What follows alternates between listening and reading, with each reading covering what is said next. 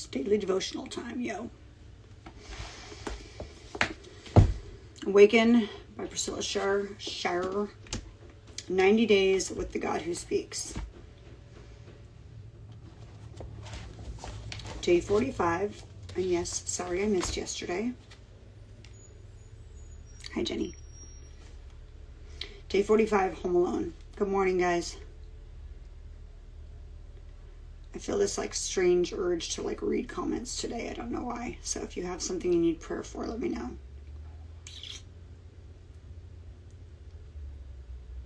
Yeah, pray for New York. Home Alone. The torrent burst against that house and could not shake it because it had been well built. Luke 6:48. A neighborhood of 200 homes near Galveston, Texas, took a direct hit from a monstrous hurricane roaring in from the Gulf of Mexico. Every single house was completely destroyed, flattened to nothing but bricks, sticks, and foundation slicks. All except one. And this one was not only still standing, but was seemingly untouched. The window frames, the porch railings, the gables, the chimney, all of it was there, as if the storm had picked up its feet for a split second in advance of that particular home on that building plat, and then pounded them right back down to the ground again the moment it reached the other side. The story in the newspaper was riveting. These images, unbelievable. In trying to determine an explanation for the house's survival, other than God's own sovereign hand, an interview with the homeowner revealed a specific possible reason. And whether it's what saved this particular home or not, it definitely had something to say about our own success at surviving the unexpected storms in life. This house had been mangled 3 years earlier by another hurricane, and the owners had made the extensive decision to rebuild, utilizing the skill of a master builder who specialized in designing structures sturdy enough to withstand the kind of storms accustomed to hitting that area. When the hurricane howled this time, the craftsmanship they'd employed in strengthening their home at its core made it more impenetrable than the others around it. If they'd opted for cheaper fixes, if they'd taken their chances that lightning would never strike twice in the same place, and especially if all they'd done was talk about rebuilding but never put their plan into action, their home would probably have been like the others, scattered across miles of depressing debris. The way we build, it matters. The quality of materials we utilize to construct our lives matters. Isn't that what Jesus said when he asked, "Why do you call me Lord, Lord, and do not do what I say? Everyone who comes to me and hears my words and acts on them, I will show you whom he is like." He is like a man building a house who dug deep and laid a foundation on the rock. And when a flood occurred, the torrent burst against that house and could not shake it because it had been well built. The strength of being on the rock. That house could not shake. It had been well built. Your choice of building material determines your future. Digging deep, hitting bedrock, pouring a solid foundation on Christ alone and his word alone are what secures you solidly to the ground. Because, listen to me, the storms are coming.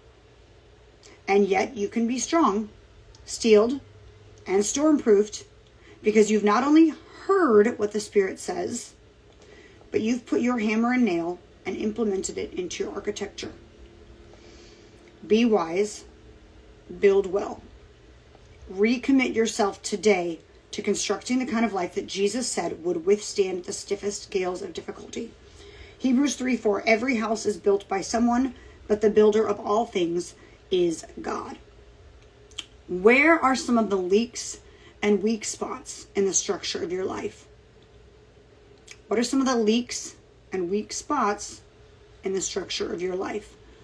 What is God asking you to implement that will begin to fix and fortify them? All right, there's a message here, but I saw a different message back here where it said that this person's house had survived and the owner offered a reason. The house had been mangled 3 years earlier by another hurricane. So when they chose to rebuild, they built their house stronger and more fortified and specialized to withstand these kind of storms. I hear this message. I hear the storms that you've endured in your life, God used to make you stronger. Hear that again. The storms you've already endured were for a purpose. I can vouch for this personally in my life. But we go through these storms and we go through these struggles and these trials. And throughout the process, we're praying, Lord, get me through this. Lord, solve this. Lord, fix this. But maybe you don't want him to. I mean, you certainly don't want to question the God of the universe. I'll tell you that right now. If he's letting you go through it, it's for a reason. And I still do it. I still pray, God, can you just get this done? Can you just figure this out? Can you just, get me through this? Can you solve this? Can we be done with this? But he's like, no. Because when you're done with this storm, you will have come out stronger in different ways. Different storms, right? Different storms. I'm going through storms right now that I've never gone through before. I need to go through this particular storm because at the end of this, something in my structure will have given me the mental authority to recognize where I need to build stronger for next time. And there's always a next time, unfortunately, right? But this house had survived because of what it had already been through. And the builder saying, next time we're going to be ready. So guys, whatever you're going through right now, or if you've got stuff in your past, if you've got stuff that you've been through, and like me, for a while, I was like, why was that? What was the purpose of that? What was the point? Let God reveal that purpose to you. Let him show you there is a very good reason I allowed you to go through this storm. And let him reveal to you how it made you stronger. Let him reveal you struggled in that, you prayed in that, you asked me to have that be done, you asked me to come in and rescue you. But I didn't because you needed to build back your foundation stronger. And in that trial, I did. So hopefully that resonated with someone. Certainly resonates with me. The storms that we've been through always had a purpose. God was fortifying your personal structure in that. And when the next storm comes, you will be able to endure. But if you want to go back to the other questions that are in this devotional, what are some of the leaks and weak spots in the structure of your life? What is God asking you to implement that will begin to fix and fortify them? I am not answering these questions today. Today I am praising the Lord because of the storm that I'm in, and I truly believe that he is doing something in me in this trial that's going to prepare me for something, or fortify my fortress for something that's going to come along later. And I'm going to praise him in the storm. There's a song about that.